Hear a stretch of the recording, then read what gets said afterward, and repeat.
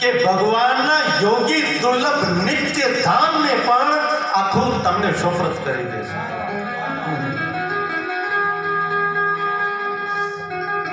અત્યારે બ્રાહ્મણો જે અને ગુરુજનો અહીં તમે પણ ભાગ્યશાળી કહેવાઓ.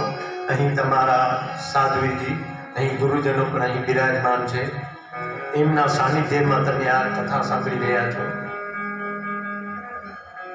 પણ મને ક્ષમા કરજો, પણ એક વાત હું અવશ્ય કહીશ કે તમારો જે મૂળ જે છે ને મૂળ જે છે તમારો, એ તમારો મૂળ છે સોનલમાં.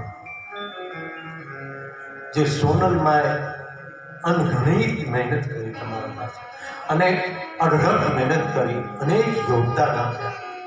તમને સત્માર્ગમાં લેવા માટે અનેક પ્રયાસો કર્યા અને પોતે પોતાનો આખો દેહ તમારા ઉપર સમર્પિત કરી દીધો. સોનલમાં એ ધન્ય છે એવા સોનલમાં સતી છે. અત્યારે આપણે એમને સતી તરીકે પણ કહી શકીએ કે જે જીવતે જીવતે સતી પણ નિભાવે અને આખરે પોતે તો પોતાની જ્યોત તો દીપાવી, પણ આખરે જતા જતા ને આખા સમાજની જ્યોત દીપાવી લઈ જાય. વિચાર કરો, આવા તમારા સોનલમાં અને અત્યારે અહીં પર તમારા ગુરુદેવો બેઠેલા છે. અને સોનલમાને જ્યારે યાદ કરો ને ત્યારે આખી તમારી સમાજની આંખમાંથી પાણી નીકળે. એનું કારણ છે કારણ કે એમને યોગદાન એવો આપ્યા છે. અને મને તો એક પુસ્તક મળ્યું હતું. એ પુસ્તકમાં જ્યારે એમનું જીવન ચરિત્ર જ્યારે મેં વાંચ્યું ત્યારે મને ખ્યાલ આવ્યો કે ખરેખર તમારા ઉપર સોનલમાની પૂરેપૂરી દયા છે. અને હજી પણ તમારી આખી જે સમાજ છે, આખી સમાજ ઉપર એ અત્યારે એમનો દેહ નથી, પણ એમના બંને હાથના આશીર્વાદ સદાય તમારા ઉપર રહેશે. આવા તમારા સોનલમાં. તો મને ક્ષમા કરજો, આ વખતે વાત લેવી પડી, કારણ કે આ તમારા ગુરુદેવ હતા, તમારા ધર્મગુરુ હતા. અને અત્યારે બિરાજમાન તમારા ગુરુદેવ બેઠેલા છે, અહીં સતીમાં બેઠેલા છે, જે સાક્ષાત દેવી સ્વરૂપ.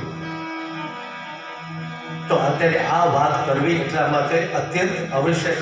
જ્યાં સારા કર્મ થાય અને આ શ્રીમદ ભાગવત જ્યાં વંચાતી હોય અને જે કુળમાં અને જે તમારા ધર્મગુરુએ અવળી મહેનત કરી અને જેમણે યોગદાન આપ્યું, જેમણે પોતાનો પ્રાણ નિશાવર કરી નાખ્યું, અને ત્યારે તમે આજ જઈને આવા કર્મ કરી રહ્યા છો, શ્રીમદ ભાગવત સાંભળી રહ્યા છો.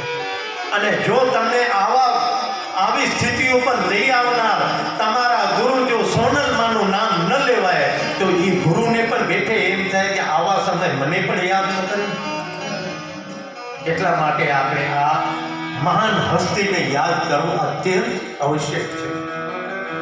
તો એટલા માટે અત્યારે એમને આપણે યાદ કરીએ.